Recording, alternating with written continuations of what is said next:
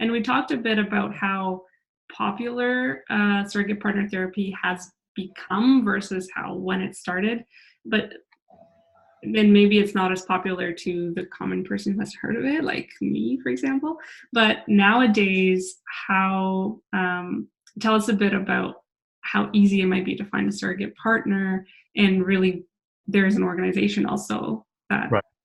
yeah. Right. Well, when surrogate partner therapy was first becoming a thing, it was in the early and mid 70s. It was on the heels of Master Jen Johnson research that focused on surrogate partner therapy.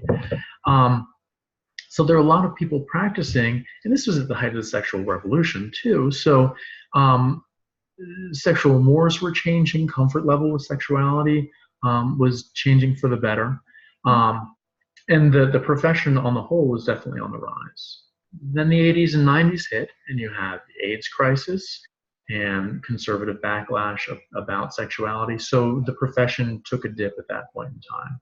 Mm-hmm. I feel like we're really starting to come into a renaissance now, because not only is surrogate partner therapy experiencing a resurgence, but there are all these other types of body work that are happening that weren't really a thing in the 70s. You have sexological body work, you have neo-tantra and tantra practitioners, you have a practice called somatica. You have, I mean, even massage is much more common now than it was when surrogate partner therapy just started.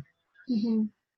Unfortunately, it is surrogate partner therapy is not the kind of thing that you can get in every town, like even every city.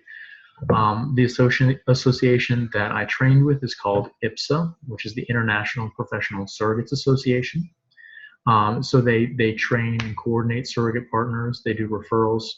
Um, they're predominantly a California-based organization, so most of the surrogate partners are located on the West Coast.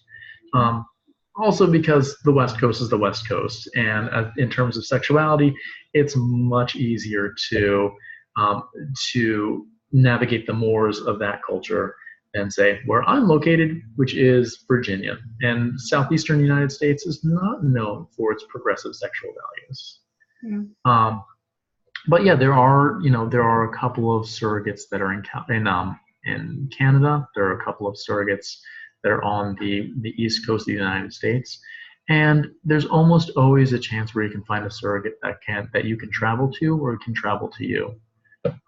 I would really, I part of me feeling like I'm doing good work is advocating for my profession.